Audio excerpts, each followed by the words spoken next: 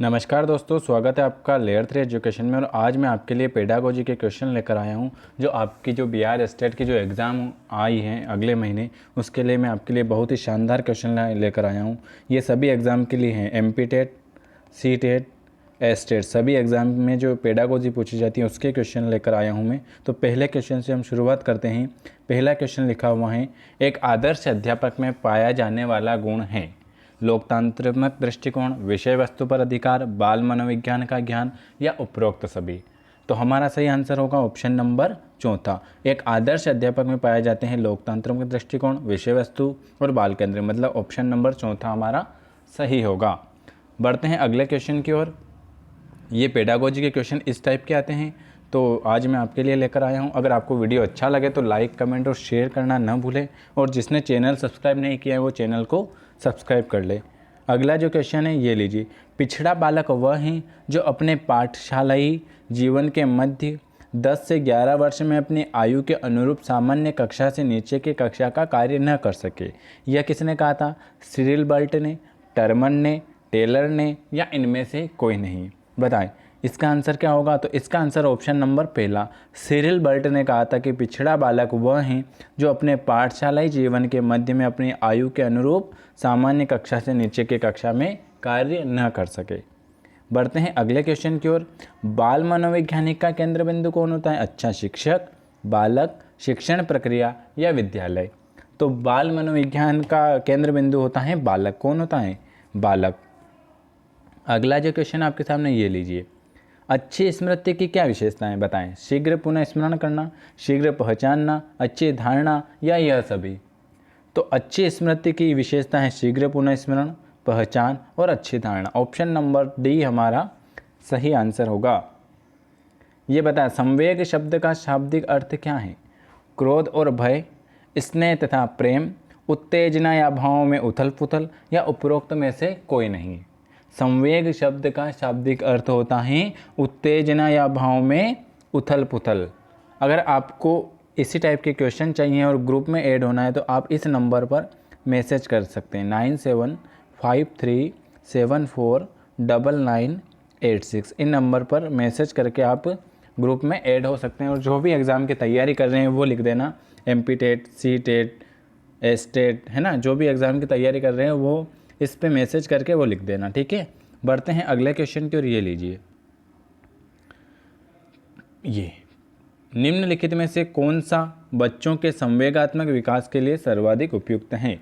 कक्ष का प्रजातांत्रिक परिवेश, अध्यापकों की कोई भी सहभागिता नहीं होती है क्योंकि ये माता पिता का कार्य है, कक्ष का नियंत्रित परिवेश या कक्ष का आधिकारिक परिवेश? बताएं निम्नलिखित में से कौन सा बच्चों के संवेगात्मक विकास के लिए सर्वाधिक उपयुक्त है? तो कक्ष का प्रजातंत्रीय परिवेश, ऑप्शन नंबर पहला। ये लीजिए सातवां, NCF 2005 के अनुसार गलतियां इस कारण महत्वपूर्ण होती हैं। किस कारण? ये विद्यार्थियों को उत्तीर्ण एवं अनुत्तीर्ण समूह में वर्गीकृत करने के लिए एक महत्वपूर्ण उपकरण है। ये अध्यापकों को बच्चों को डांटने के लिए एक तरीका उपलब्ध कराती हैं। तीसरा ऑप्शन आपके सामने कि ये बच्चे के विचार को अंतर्दृष्टि उपलब्ध कराती हैं, या ये कक्षा के कुछ बच्चे को हटाने के लिए आधा स्थान उपलब्ध कराती हैं। तो इसका सही आंसर ऑप्शन नंबर तीसरा, ये बच्चों के विचार को अंतर्दृष्टि उपलब्ध कराती हैं तथा समाधानों को पहचानने में सहायता करती हैं। ये बताना है आपको डिसलेक्सिया का संबंध किससे? पढ़ने की अक्षमता, लिखने की, आंकिक क्षमता या तार्किक क्षमता? तो आंकिक क्षमता, ऑप्शन नंबर पहला आंकिक क्षमता डिसलेक्सिया। डिसकैलकुलिया मतलब गणित, गणित के लिए मतलब तार्किक अक्षमता, है ना। और आपको कमेंट करना है कि लिखने के लिए और पढ़ने के लिए कौन सा है, ठीक है। ये आपको कमेंट बॉक्स में कमेंट करके ज़रूर बताना है। ये लीजिए 9वां क्वेश्चन आपके सामने, बच्चों को सीखने हेतु अभिप्रेरित करने के लिए शिक्षक को बढ़ावा देना चाहिए। किसका? प्रतिस्पर्धा द्वारा, कक्षा में प्रथम आने वाले बच्चों को पुरस्कृत करके, सीखने हेतु उचित स्थिति और वातावरण का सृजन करके, या कक्षा में प्रतिभाशाली बच्चों की प्रशंसा करके? बताएं इसका सही आंसर क्या होगा। तो बच्चों को सीखने हेतु अभिप्रेरित करने के लिए शिक्षक को क्या देना चाहिए? सीखने हेतु उचित स्थिति और वातावरण का सृजन करके। अगला जो क्वेश्चन ये लीजिए, निम्न में से कौन से अच्छे अनुशासन के लिए मुख्य तत्व हैं? कुशल मुख्य अध्यापक, स्कूल का स्वस्थ वातावरण, आदर्श अध्यापक या पुरस्कार और दंड? बताएं, निम्न में से कौन सा अच्छे अनुशासन के लिए मुख्य तत्व हैं? तो इसका सही आंसर होगा यह सभी, कुशल अध्यापक, स्कूल का स्वस्थ वातावरण, आदर्श अध्यापक और पुरस्कार और दंड। ऑप्शन नंबर चौथा हमारा सही आंसर होगा। बढ़ते हैं अगले क्वेश्चन की ओर। ग्रेड अंकों से अलग हैं, यह प्रश्न निम्न में से किस प्रकार के प्रश्नों से संबंध रखता है? अपसारी, विश्लेषणात्मक, मुक्त अंत या समस्या समाधान? बताएं, इसका सही आंसर क्या होगा? तो ग्रेड अंकों से अलग हैं, यह प्रश्न है मुक्त अंत वाला। कौन सा? मुक्त अंत वाला। ये सब एग्जाम में पूछे हुए क्वेश्चन है सारे। छात्राएं, देखो पेडागोजी ऐसे ही आती है। छात्राएं गणित के सवाल अच्छे से सीखती हैं, लेकिन उन्हें तब कठिनाई आती है जब उनसे उनके तर्क के विषय में पूछा जाता है। अपनी आयु के लड़कों की तरह गणित में अच्छी हैं छात्राएं क्या करती हैं? अपनी आयु के लड़कों की तुलना में स्थानिक अवधारणाओं में क्रम कुशलतापूर्ण निष्पादन करती हैं या भाषिक और संगत संबंधी अधिक क्षमताएं रखती हैं? बताएं, इसका सही आंसर क्या होगा? तो इसका सही आंसर होगा ऑप्शन नंबर दूसरा, छात्राएं अपनी आयु के लड़कों की तरह गणित में अच्छी हैं। 13वां क्वेश्चन आपके सामने ये लीजिए,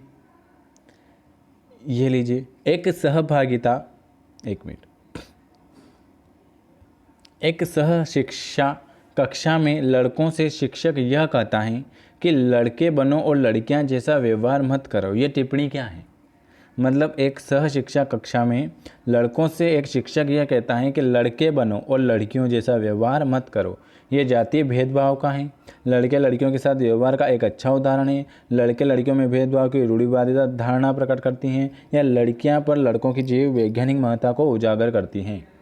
बताएं, तो इसका आंसर होगा तीसरा, लड़के लड़कियों में भेदभाव की रूढ़िवादिता धारणा प्रकट करती है।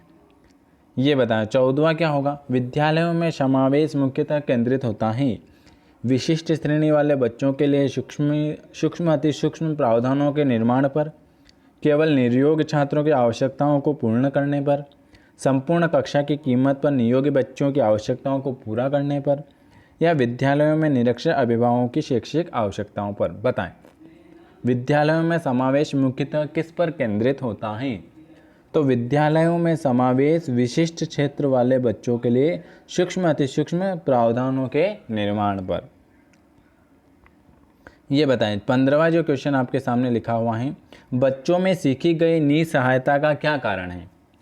इस व्यवहार को अर्जित कर लेना कि वे सफल नहीं हो सके, कक्षा गतिविधियों के प्रति कठोर निर्णय, अपने अभिभावकों की अपेक्षा के साथ तालमेल न बन पाना, या अध्ययन को गंभीरतापूर्वक न लेते हुए नैतिक निर्णय लेना? बताएं, बच्चों में सीखी गई निसहायता किसका कारण है? तो बच्चों में सीखी गई निसहायता का कारण है इस व्यवहार को अर्जित कर लेना कि वे सफल नहीं हो सके। संवेग का कौन सा सिद्धांत इस विचार को मानता है कि संवेगात्मक अनुभव संवेगात्मक व्यवहार पर आधारित है? जेम्स लैंग सिद्धांत, हाइपोथेलिक सिद्धांत, सक्रिया का सिद्धांत या अभिप्रेरणा का सिद्धांत? बताएं, इसका सही आंसर। तो संवेग का जेम्स लैंग सिद्धांत इस विचार को मानता है कि संवेगात्मक अनुभव संवेगात्मक व्यवहार पर ही आधारित हैं। ठीक है, देखो ऐसे ही क्वेश्चन आते हैं पेडागोजी में। अगर आपको ऐसे ही और सारे ढेर सारे MCQ चाहिए तो उसके लिए आपको इस नंबर पर मैसेज करना पड़ेगा। तो मैं आपको ग्रुप में ऐड करके इसकी PDF भी शेयर कर दूंगा, और सारे जो भी क्वेश्चन है वो आपको पेडागोजी के जो आपकी एग्ज़ाम है अभी अगले महीने, उसके लिए अच्छी से तैयारी करवा देंगे। ये बताएं, मानव व्यक्तिगत के मनोलैंगिक विकास को निम्न में से किसमें महत्व दिया?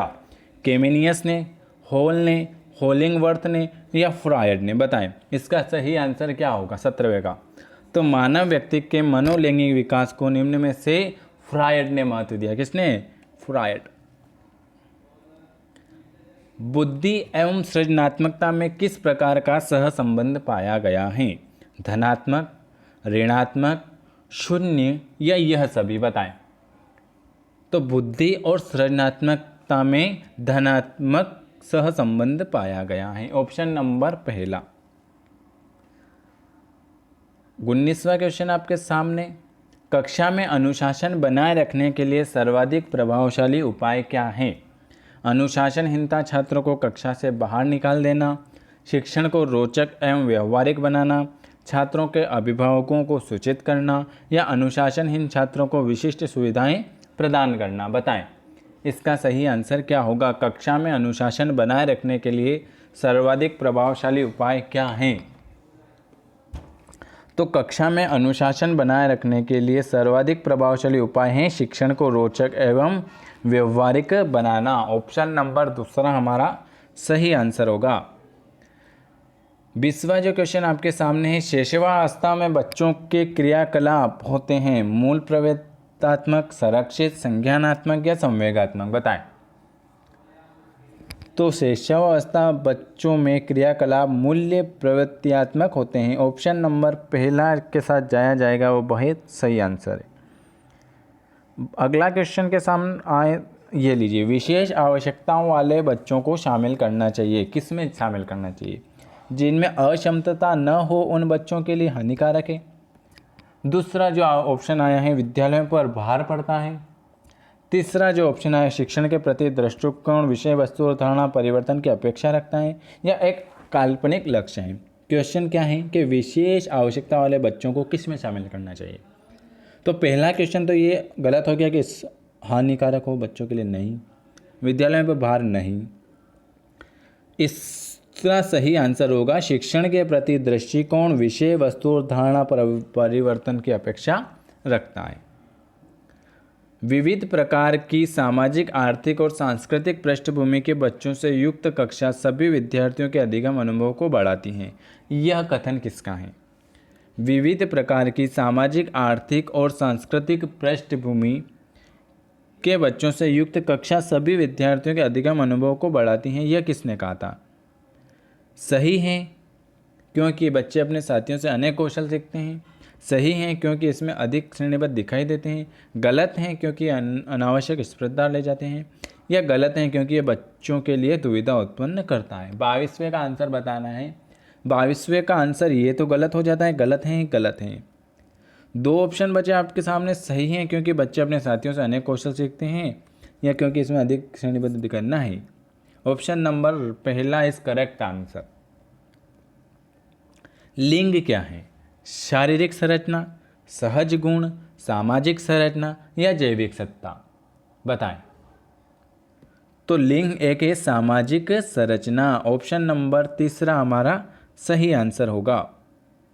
24वां क्वेश्चन आपके सामने, लेब वाइगोत्स्की के समाज संरचना सिद्धांत में दृढ़ विश्वास रखने वाले शिक्षक के नाते आप अपने बच्चों के आकलन के लिए निम्नलिखित में से किस विधि को ज़्यादा समय देंगे? मानवीकृत परीक्षण, तथ्यों पर आधारित प्रत्यास्मरण के प्रश्न, वस्तुपरक बहुविकल्पी प्रकार के प्रश्न या सहयोगी प्रोजेक्ट। बताएं इसका सही आंसर क्या होगा? इसका सही आंसर होगा ऑप्शन नंबर चौथा, सहयोगी प्रोजेक्ट। लेव वाइगोत्स्की ने समाज संरचना सिद्धांत में दृढ़ विश्वास रखने वाले शिक्षक के नाते अपने बच्चों के आकलन के लिए सहयोगी प्रोजेक्ट जैसी वरीयता दी है। प्रतिभाशाली विद्यार्थियों को क्या करना चाहिए? बताएं। अधिगम नियोग नहीं कर सकता, ऐसे सहयोगी की आवश्यकता होती है जो सामान्यतः विद्यालयों द्वारा उपलब्ध नहीं कराए जाते। शिक्षक के बिना अपने अध्ययन को व्यवस्थित कर लेते हैं, अन्य विद्यार्थियों के लिए अच्छे मॉडल बन सकते हैं। बताएं प्रतिभाशाली विद्यार्थियों को। तो इसका सही आंसर आपने लगा दिया होगा ऑप्शन नंबर दूसरा, ऐसे सहयोग की आवश्यकता होती है। प्रतिभाशाली बालकों को ऐसे सहयोग की आवश्यकता होती है जो सामान्यतः विद्यालयों द्वारा उपलब्ध नहीं कराए जाते हैं। के कारण प्रतिभाशाली होते हैं? मानव सामाजिक कारकों के कारण, आनुवांशिकता रचना के कारण, वातावरणीय अभिप्रेरणा के कारण या दूसरा और तीसरा। इसका सही आंसर क्या होगा? तो इसका सही आंसर होगा दूसरा और तीसरा, आनुवांशिक वातावरण और वातावरणिक अभिप्रेरणा के कारण। 27वां क्वेश्चन आपके सामने ये लीजिए, बच्चों में सीखने और सुनने के लिए अधिगम योग्य वातावरण के लिए निम्नलिखित में से कौन सा उपयुक्त है। यहाँ पर हम खाली प्रैक्टिस कर रहे हैं, प्रैक्टिस करना बहुत ही ज़रूरी है। मैं आपको डेली सुबह प्रैक्टिस कराता हूँ, फिर एक 1:30 बजे क्लास होती है और एक रात को 11 बजे क्लास होती है। जिसको इस ग्रुप में ऐड होना है उसके लिए आप बता सकते हैं। अगला जो क्वेश्चन, अगर वीडियो अच्छा लगे तो कमेंट जरूर करें। बच्चों में सीखने और सुनने के लिए अधिगम योग्य वातावरण के लिए निम्नलिखित में से कौन सा उपयुक्त है। 4 ऑप्शन, विद्यार्थियों को यह छूट देना कि क्या सीखना है और कैसे सीखना है, एक लंबे समय के लिए निष्क्रिय रूप से सुनना, निरंतर गृह कार्य देते रहना, या सीखने वाले द्वारा व्यक्तिगत कार्य करना। बताएं 27 का है, विद्यार्थियों को यह छूट देना कि क्या सीखना है और कैसे सीखना है। शैशव काल की अवधि जन्म से 2 वर्ष, जन्म से 3 वर्ष, 2 से 3 वर्ष या जन्म से 1 वर्ष। बताएं शैशव काल की अवधि क्या होती है। इसका आंसर होगा जन्म से 2 वर्ष। पियाजे के अनुसार 2 से 7 वर्ष के बीच का एक बच्चा संज्ञानात्मक विकास की किस अवस्था में है। औपचारिक संक्रियात्मक अवस्था, मूर्त संक्रियात्मक अवस्था, संवेदी प्रेरक अवस्था या पूर्व संक्रियात्मक अवस्था। और ये क्वेश्चन लिख लेना आप, IMP मोस्ट। इसका आंसर क्या होगा, तो आपको इन सभी के कमेंट बॉक्स में कमेंट करके बताना है कि औपचारिक संक्रिया अवस्था, मूर्त और संवेदी। ठीक है, इसका आंसर है 2 से 7 वर्ष है पूर्व संक्रियात्मक अवस्था 2 से 7 वर्ष। अब इनका आपको कमेंट बॉक्स में कमेंट करके बताना है कि इनका टाइम क्या है। आज का आखिरी क्वेश्चन है 30वां, शिक्षा का अधिकार अधिनियम 2009 के क्रियान्वयन के बाद कक्षा कक्ष अप्रभावित है क्योंकि शिक्षा का अधिकार विद्यालय में कक्षा की औसत आयु को प्रभावित नहीं करता। जेंडर के अनुसार अधिक समाजती हैं, आयु के अनुसार अधिक समाजमिति हैं, या आयु के अनुसार अधिक विषम जाति हैं। इसका सही आंसर, शिक्षा का अधिकार अधिनियम 2009 के क्रियान्वयन के बाद कक्षा कक्ष आयु के अनुसार अधिक समाजमिति है। ये मैंने आज आपको पेडागोजी के 30 क्वेश्चन कराए। ठीक है, कितने? 30। अगर आपको ऐसे ही प्रैक्टिस करना है तो आप इस नंबर पर मैं एक बार नंबर लिख देता हूँ, इस नंबर पर आप मैसेज करके सारी क्लासें ले सकते हैं। 9753749986 और आप ग्रुप में भी ऐड हो सकते हैं। वीडियो कैसा लगा एक बार कमेंट ज़रूर करें। वीडियो देखने के लिए आप सभी का बहुत बहुत धन्यवाद। ये जो आपकी एस्टेट की एग्ज़ाम आई है ना, इसी के लिए हम आपके लिए प्रैक्टिस सेट शुरू कर रहे हैं। तो वीडियो अच्छा लगे तो कमेंट ज़रूर करें और ग्रुप में भी ऐड हो जाएं। वीडियो देखने के लिए आप सभी का धन्यवाद।